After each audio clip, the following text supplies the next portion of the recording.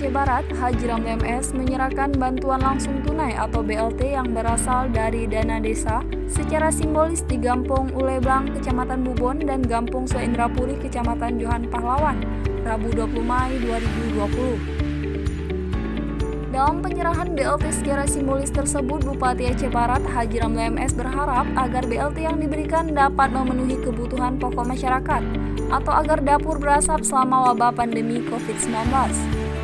Lebih lanjut, Bupati Haji Ramli MS mengingatkan bahwa kondisi pandemi COVID-19 ini tidak diketahui kapan berakhir. Untuk itu, Bupati Haji Ramli MS meminta seluruh pihak mengantisipasinya bila kondisi tersebut terus berlanjut. Salah satu antisipasi tersebut adalah Bupati Haji Ramli MS berharap agar para petani dapat segera turun ke sawah untuk menanam padi guna mengantisipasi kelangkaan beras selama bencana wabah COVID-19.